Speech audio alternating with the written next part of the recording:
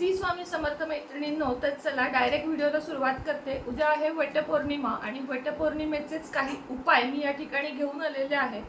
जसं की पौर्णिमा म्हटलं की आपण बरेच उपाय करत असतो आणि त्याची माहिती पण मी तुम्हाला नेहमी देत असते की पौर्णिमे दिवशी उपाय का करावेत, कारण बऱ्याचशा लोकांना पौर्णिमा आणि अमावस्या या दोन दिवशी फार मानसिक त्रास होतो, डोकं दुखतं, चिडचिड होते किंवा विपरीत परिणाम मनावर होत राहतात। कोणीतरी गुप्त शत्रू असतात, ते त्रास देखील देतात। करणी बाधा या सगळ्या गोष्टींना अमावस्या आणि पौर्णिमा या दिवशी उधाण येतं।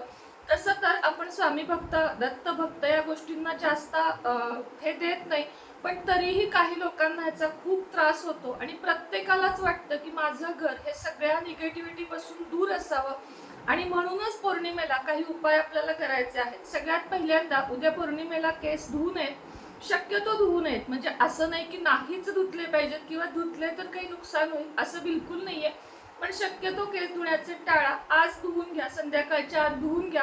ज्यांना 5वा दिवस असेल, ज्यांनी मांसाहार किंवा काही वेगळ्या गोष्टींमुळे धुवावे लागले तर धुवू शकता। चिमूटभर फक्त पाण्यामध्ये हळद घालायची आहे। सकाळी उठल्यानंतर घर स्वच्छ करावे, फरशी पुसावी, फरशी पुसल्यानंतर कट्टा घासावा आणि कट्टा घासल्यावर सगळ्यात आधी उद्या शेगडीची पूजा करून घ्यायची आहे। शेगडी स्वच्छ करावी, कारण अन्न आपण त्याच्यावर शिजवतो रोज। अग्नीची पूजा म्हणून ही पूजा आपल्याला करायची आहे। पूर्वीच्या लेडीज ही चुलीची पूजा करत असत, पण आपल्याकडे आता चूल नाहीये म्हणून आपण गॅसची म्हणजेच शेगड्यांची पूजा करून घ्यायची आहे। हळदी कुंकू लावून घ्यावे, फूल व्हावे, अक्षता, थोडीशी साखर ठेवावी आणि गॅस पेटवून घ्यावा। गॅस पेटवल्यावर त्याच्यावर छोटीशी पोळी म्हणजे पोळीचा तुकडा किंवा कणिक आणि गूळ हे टाकावं आणि गाईच्या तुपामध्ये बुडवून हे टाकावं। म्हणजे अग्नी शमतो, अग्नी शांत होतो आणि घरामध्ये अग्नीचा त्रास होत नाही। नंबर 2 ला आपल्याला उपाय करायचा आहे, तो म्हणजे उंबरा स्वच्छ करायचा आहे। सकाळी दरवाजा स्वच्छ करायचा आहे।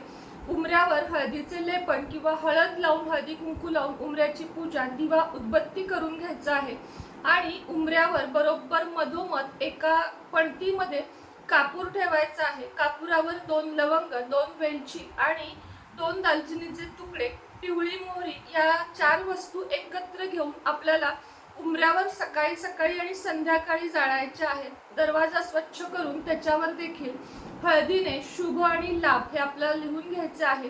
ते झाल्यानंतर अर्थातच घरामध्ये उद्या सात्विकच स्वयंपाक करायचा आहे। मांसाहार चुकूनही कुणी करायचा नाही।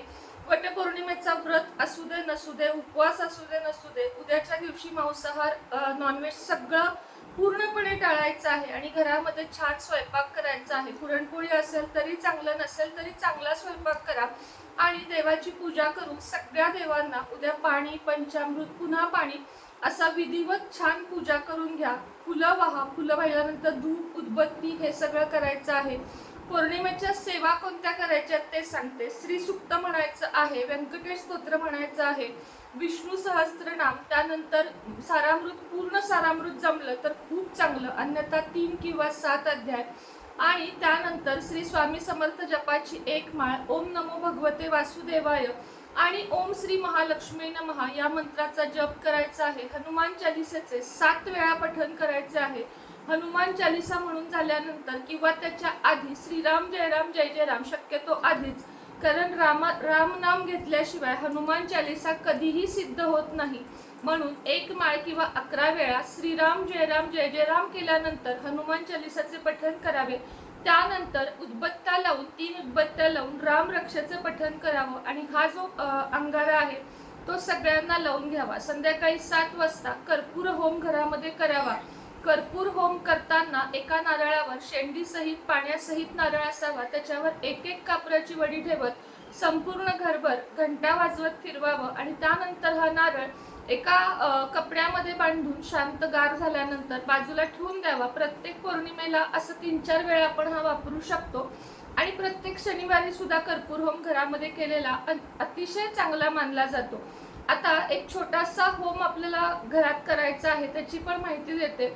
एक पणती, होमकुंड, तामण काहीतरी घ्यावं, त्यामध्ये गौरी ठेवाव्यात शेणाच्या, गाईच्या शेणाच्या गौरी तुकडे करून त्यावर गाईचे तूप घालावे। गाईचे तूप घातल्यानंतर ह्याच्यावर कापूर घालावा।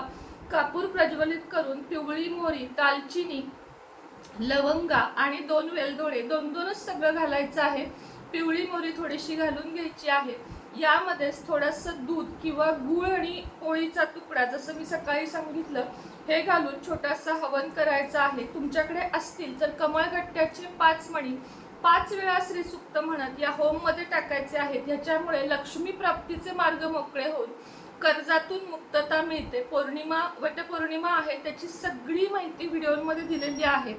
तर ते व्हिडिओ अजूनही पाहिले नसतील तर अवश्य बघा. श्री स्वामी समर्थ.